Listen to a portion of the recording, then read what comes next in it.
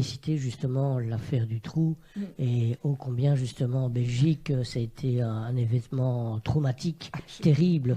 Il ne faut pas oublier la marche blanche qui était la plus grande manifestation de l'histoire en Belgique, 300 000 manifestants. C'était magnifique. Il y a eu ensuite le mouvement blanc qui a vraiment, disons, eu un impact terrible. Je me souviens que des usines débrayaient, non pas pour des revendications sociales, mais parce qu'il y avait eu l'affaire du juge Conrod qui avait été dessaisi.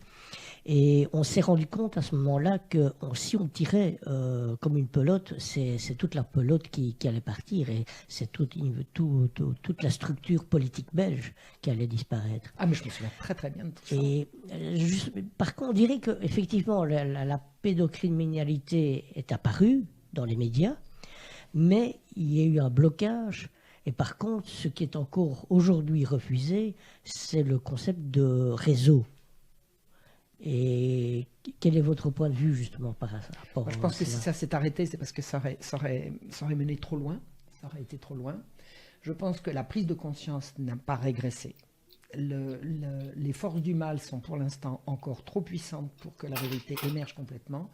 Mais la prise de conscience de 1996 n'a pas régressé. Les gens sont à la prochaine crise, les gens seront prêts. Les gens seront prêts pour la suite. Je voudrais vous signaler que j'ai écrit mon livre sur la pédocriminalité de réseau sous l'Ancien Régime qui s'appelle La Marche Rouge, en l'honneur de la Marche Blanche. J'ai appelé ça la Marche Rouge parce que la révolte des parents en 1750 a été sanglante, donc elle a été rouge. Et je pense que la prochaine marche sera rouge, elle ne sera pas blanche. Je pense que le chemin de la prise de conscience des parents vers ce qu'on fait à leurs enfants, et qui est maintenant véritablement déchaîné. C'est déchaîné maintenant, les agressions contre l'enfance. La prochaine marche sera certainement beaucoup, beaucoup plus violente. Alors, ça ne sera pas forcément aussi sanglant que celle de 1750, encore qu'il y a eu que quelques morts, mais enfin, c'était à l'échelle de ce que c'était à l'époque, c'était quand même très, très violent.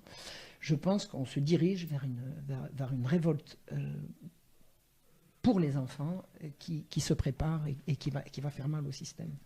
Donc c'est vrai que là, les choses se sont arrêtées, mais je pense qu'une prise de conscience, on ne passe pas de conscient à inconscient. Il faudrait tuer tous les gens qui ont fait la marche blanche pour supposer qu'ils aient pu régresser. Ils n'ont pas régressé. Ils ont été empêchés de s'exprimer parce que la machine à broyer la liberté d'expression, c'est quand même ce qui fonctionne le mieux en Occident. C'est ce qui fonctionne le mieux en Occident. Mais j'ai bon espoir, au moins pour le moyen terme, que ces choses-là aboutissent. Mais je me souviens très très bien l'affaire du juge Conrod. Je me souviens de pompiers qui avaient arrosé le palais de justice. C'était fabuleux, la révolte belge. J'ai vécu ça, mais j'étais émerveillée. Ça faisait 3-4 ans que j'avais compris ce qui se passait. Et pour moi, je regardais ça en larmes en disant, mon Dieu, ça y est. Et puis, ça y était pas encore, mais c'est un pas essentiel. Ce qui s'est passé en Belgique, c'est essentiel. C'est la première fois que le mot était utilisé dans les médias.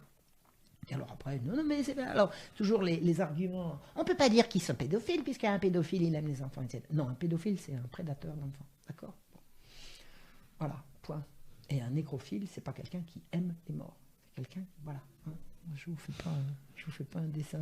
Donc on peut dire que l'avenir est quand même à l'espoir. Oui, bien sûr. Tout ce qui va dans le sens d'une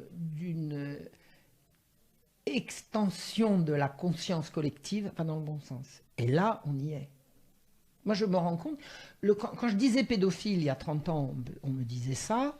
Quand je le disais il y a 20 ans, on me disait t'exagères. Maintenant, tout le monde a compris que j'avais raison. Tout le monde a compris que j'avais raison.